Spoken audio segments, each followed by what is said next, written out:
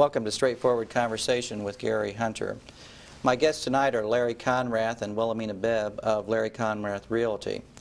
Larry has been the owner and broker of Conrath Realty for 25 years. His extensive community involvement includes memberships on boards of the Green and White Club, the Athens Area Chamber of Commerce, the Dairy Barn Cultural Arts Center.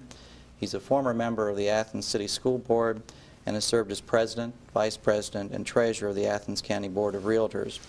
Larry has a bachelor's degree from Ohio University. Wilhelmina Bebb has been a licensed real estate salesperson since 1985 and a broker since 1989.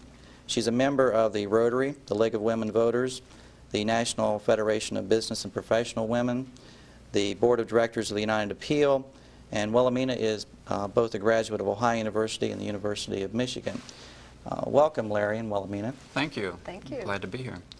Our topic tonight is going to be real estate, and I'll let either one of you jump in whenever you want to talk. I'll direct the first question, Larry, to you to kind of get the ball rolling.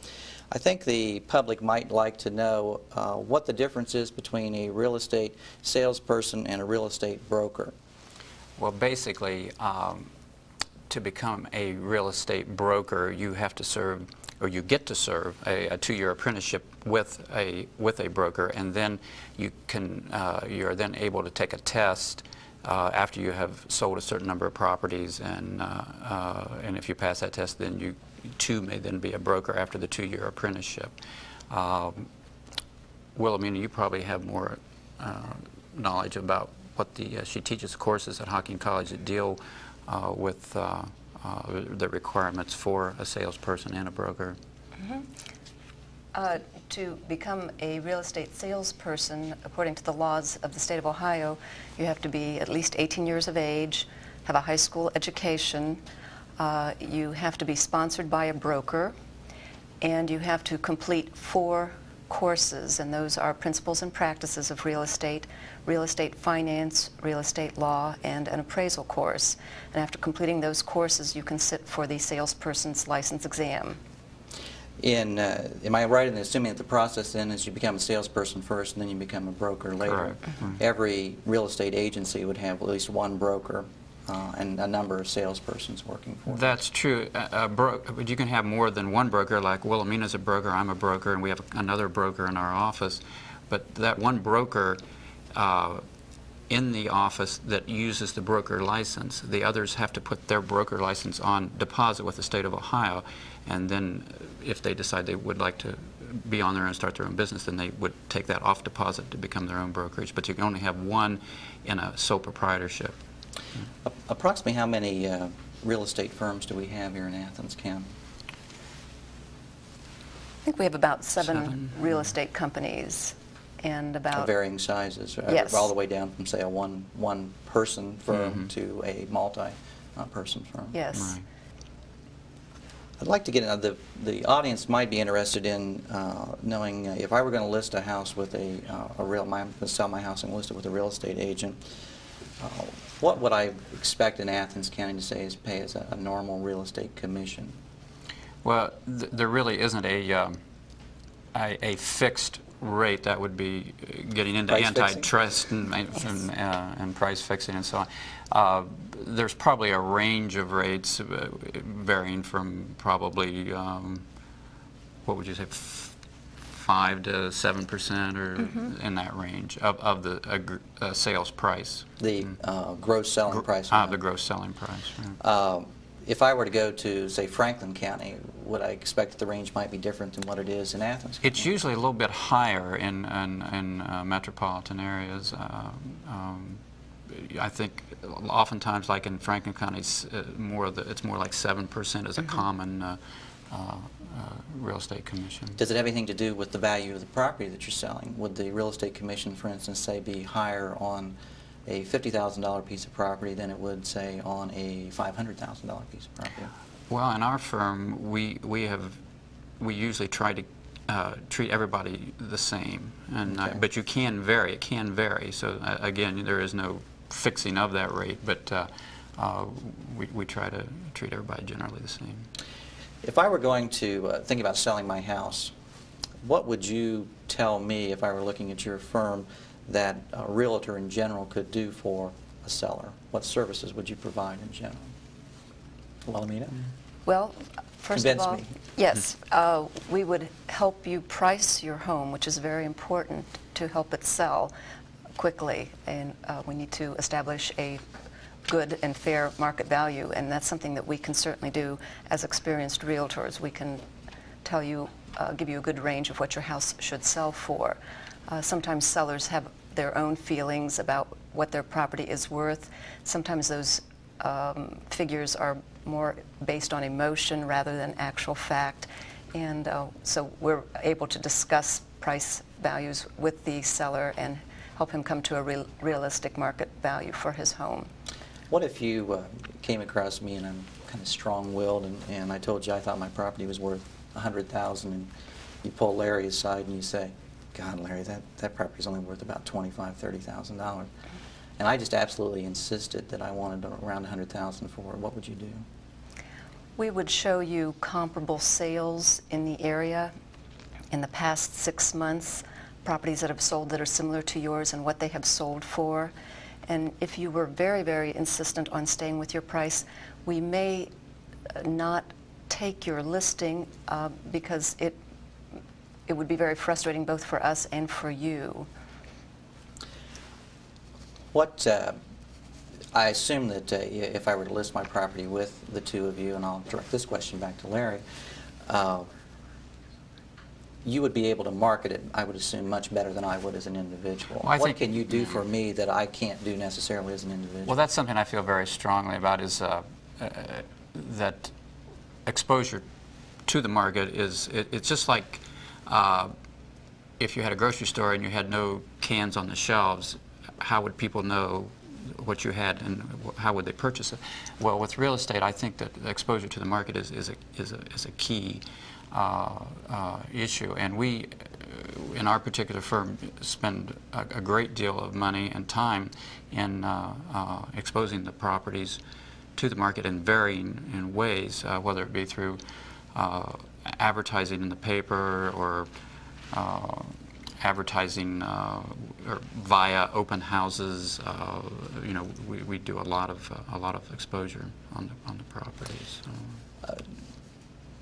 Larry, your realty is known in Athens for innovative advertising. Who originally came up with the concept that you used that at least in my mind, kind of sets your advertising apart from some other people's advertising? Well, I'm going to pat myself on the back. I think I came up with the original idea of the... It sort of evolved, actually. We started out with using caricatures, and then we got to the point where we were kind of cartoonish, and then we got, why not just do it ourselves? And I have a lot of help now from everybody that works, you know, at the home team, and we sit down as a group and come up with ideas where we go on location and take pictures of ourselves doing, still dressed in our suits, but adding some extra things in the ads that still tie back with housing, you know, when we're all finished. Whether it's last week, I think we were cooking up a recipe with some chef's hats on, with some houses in a bowl, you know. So I mean, so it all ties back to real estate, but it's been very, very effective for us and a lot of fun too. Is there a different theme for every week? Is that what you try to do? Different theme every week. And well, I mean, does he allow you to participate in coming up with ideas? We have to. We have to brainstorm all the time to come up with these ideas, believe it or not. And we encourage the public to give us ideas, and we do get some good ideas from the public also, which is helpful. Do you recycle your ideas from time to time? Occasionally, during basketball season or football season, we'll use, of course, obviously something, but we try to vary it. We do try to change it around a little bit, but we've sort of, you kind of paint yourself into a corner because you have to keep coming up with fresh ideas. In fact, painting yourself into the corner wouldn't be a bad idea. Let's write that down. Well, stay tuned. Larry, Wilhelmina, and I will be back after this commercial break. When we come back, I want to ask Larry or Wilhelmina how you advise your clients to best prepare their house for a sale. Okay. Okay.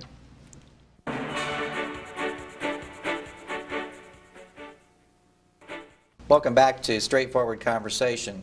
My guests this evening are Larry Conrath and Wilhelmina Bebb.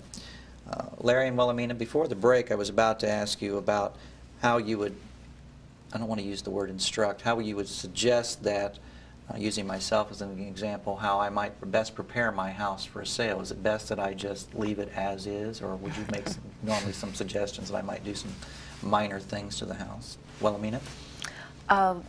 I think one of the most important things to do is to thoroughly clean a house, wash windows, make sure everything is sparkling clean, unclutter a house, and that's hard for most of us to do, but it is even suggested that you pack up as many things as you can possibly do without, store them away, or even rent a storage place to put away these things that you really don't use often. But an uncluttered house looks much better. Also, to kind of neutralize your house, if you've got any wild wallpaper or really unusual colors, if you can paint things a neutral tone, remove wild wallpaper, people can picture themselves in a neutral home better than in one that has a lot of personality. What would you say things like closets? Is it important to clean those closets out of that 20 years worth of? It's very helpful to have things looking neat, clean, orderly, and spacious. If you unclutter, things look bigger, closets look bigger, and those are important. What about furniture? Would you sometimes suggest, Larry, that I get rid of some excess furniture that accumulated over the years? I think that the flow of the house is very important. If someone walks in and they have trouble getting through, then all at once the house becomes smaller in their minds. So if you have large tables that could be put somewhere else that you may utilize yourself, but make it very difficult to get through the living room or through the kitchen, or if you have too much furniture in the bedroom, you know, because like Wilhelmina said, if you can store things elsewhere. I think another issue that to me that's really important is the front of the house, because that's the first thing you see when you drive up to the house, and it's the last thing you see when you drive away from the house. So if your front door needs paint, or if a few shrubs in the front have maybe died and you could put a couple of shrubs without very much money, oftentimes it's simply the inexpensive things that you can do that you'll recover your costs on, and rather than really expensive items. So. What about I've heard people say that you should stack your house with fresh flowers and bake bread in the oven daily. Are those things you tell people to do, or are those just the myths of real estate business? Well, I think the newest thing is to use citrus. The smell of citrus is supposed to be a big sales tool. But really, any of those things that you know, sort of, you don't want to hide anything, but you know, if you can mask, you know, just the normal house smells that we all have in our houses, it does make it a more pleasant showing. And I think it's important to always have all the lights turned on in a house, because that makes, again, it makes brighter, bigger feeling rooms and spaces. And oftentimes, I think painting on the inside, which people can do themselves, you know, or hire somebody to come in and without a great deal of expense, and that freshens the whole house up. And but you know, that's so much more important than doing major projects, I think. What are the most important rooms in a house that a buyer would normally be looking at? Would it be the kitchen and the bathrooms, or the living room and the dining room, or what? Or the whole house? I think kitchens and bathrooms are very important, in part because if those rooms need work, those are often the most expensive rooms to remodel. And those are often the rooms that will attract a buyer or turn him off. They are very important areas. If you had to give me a dollar amount, you now told me all these nice things I should do to my house, and I can add them up in my head, and I could come anywhere from $1,000 to $5,000. Would you tell me that normally it would be worthwhile to spend, say, $1,000, but not worthwhile to spend $5,000? That'd be my feeling. I think again, the small things like painting and putting some shrubs and uncluttering your house, those don't, you know, probably $500 you can do a lot, and that you can easily recoup. You know, where the $5,000, like putting a brand new roof on, for instance, you're not going to get that money back, because people expect there to be a roof on the house. And so you're not going to recoup. There's no sense in spending a lot of money, because you're not going to raise the value of your house tremendously. Right, and you have to be careful of that, I think. So really the purpose in doing it is not really so much to raise the value of the house, but to expedite the sale of the house. Sure. make the house more appealing. I think animals, I think this is a good point to bring in, where if you have pets, I think it's great to make alternate Living arrangements? living arrangements for your pets, because people, you know, some people are, one, frightened of pets, two, the odor of a pet, no matter how careful one is, you know, whether it's a cat litter box or dogs, or, you know, that makes can be a negative impression. So, Well, you've now sold me, and you've got my listing, and you've got my house in the market, and I've cleaned up my house and painted it and spent my $1,000, and it's ready to go, and we're ready to show it now. Should I be present when you're showing the house, Wilhelmina? I usually suggest that whenever possible, sellers not be present at the home. Most buyers feel more comfortable peeking in closets, looking in cupboards, looking under sinks and so on, if the seller is not at home. But I also understand that having your house on the market is very intrusive, and that it's not always possible for a seller to be away. Larry, how would you feel about that? well, I feel very strongly that the seller, you know, should not be there if it's at all possible, because again, a house is just so big, and if you have a buyer coming in with his or her spouse, maybe a couple of children, the realtor, and then also the seller is there with their family, all at once a living room can get real small, or a kitchen or a bath. Well, you know, and then there's always the issue of the seller wanting to sort of follow to make sure you're saying all the right things, which makes the buyer uneasy as well as the realtor. So I think it really works much to the seller's benefit not to be present, and it cuts down on the time of showing, because you don't have to come back 3 or 4 times to accomplish the same task, you know, because people will be much more at ease to, like Wilhelmina said, to thoroughly go through the house on the first showing. So. Neither one of you seem to mention what would appear to me to be a reason for a seller not to be present too, and that is that you won't get asked for concessions on the spot and put on the spot immediately for a price concession or... True. It really lets us do our work, and that takes away that situation too. What kind of personal property normally would go with a house in this day and age? And I know that changes as time goes on. It used to be that nothing went with the house. You bought the bare house and that was it. Now I think pretty much curtains for almost always go. What other items normally go with the sale of a house? Go ahead. It seems to be more and more typical that kitchen appliances stay, stove and refrigerator. Sometimes, though, the refrigerator is negotiable. Certainly all built-ins in a kitchen, such as microwaves and dishwashers, will stay. And sometimes sellers even want to leave a washer-dryer. They'd rather not move it with them. But any item is negotiable. The one thing we've learned is that curtains are not the same thing as drapes, so you have to specify. They are? Yeah, on occasion. There's a difference in price. Well, on occasion we have found ourselves discussing that issue between curtains and drapes. So. And mini blinds now, all the mini blinds, you know, those are things that people want to stay too now. So. Well, stay tuned. Larry and Wilhelmina and I'll be back after this commercial break. When we return, I want to start off asking Larry and Wilhelmina about how a realtor can go about assisting a buyer to obtain mortgage money to purchase the property.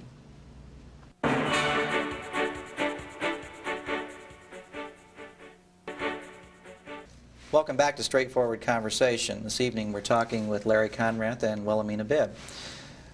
Larry and Wilhelmina, before the break I was about to ask you about how you as a realtor assist a buyer in completing the sale of a piece of property. And obviously if I were the buyer, my number one question of you might not be how much is the house, but how am I going to pay for this house? And if I were to ask you that, what would you tell me that as a realtor you could do for me as a buyer? You want to take it? What I usually do... You're going to make me the loan, right? Right. We'll take care of it, Gary. What I usually do is to have the people pre-qualified before we start looking at houses. In other words, I'll arrange for them to meet with a banker, a mortgage banker, savings and loan person, someone who will sit down and spend the time to see what their financial condition is and what price range they can afford, because that saves us untold amount of time and them untold amount. There's no use looking at houses that are not able to purchase at the end. So, and most of the financial institutions in town are more than willing to sit down with people to pre-qualify them to determine their status as far as what they can purchase, and that saves me a lot of time and also the purchaser. So it's not so much what a house is worth in relation to what the mortgage can be put on the house, it's whether or not the buyer really has the financial wherewithal to pay for that Exactly. caliber of a house. Exactly. That's an interesting concept. I really wasn't aware that you worked with buyers to ascertain their price range. Well, that because a lot of didn't, times they would be over, I would assume, be looking over their price range. Well, and that didn't used to be available years ago, and now there's, you know, like everything else, the banking and lending institutions are more competitive, so they're more willing to do these services and help themselves, the buyer and the realtor out in that. Well, I mean, traditional concept is you go to a bank and you get the money. Mm-hmm. Where else might you be directing people in this day and age to look for money to buy a piece of property? We actually suggest to people that they shop around for a loan just as they would shop around for any other product, and we send them to local banks, local mortgage companies, credit unions, and ask them to make phone calls. And as I said, shop around. There are so many loan programs available now, so many varieties and so many variables that depend on the buyer's capabilities. If a buyer doesn't have much in the way of down payment or doesn't have a lot of cash for closing costs, there are lenders who can help them fit into a program that will suit their needs. And it takes some time, it takes some work, because there are so many programs available, and they really have to do some shopping. So it's really not every lending institution is the same in this day and age. There's different places to go for different people, Yes. depending on what they're looking for. Mm-hmm. Go ahead, Larry. I think one issue too is that it's important that the people don't become discouraged simply because they're not able to get the program that they looked at one bank, and if they'll keep on working at, there's usually a way to put that together. So I think sometimes people get a little bit embarrassed because, gee, this bank said no, we couldn't, but if you need to keep working at it because there are so many programs available.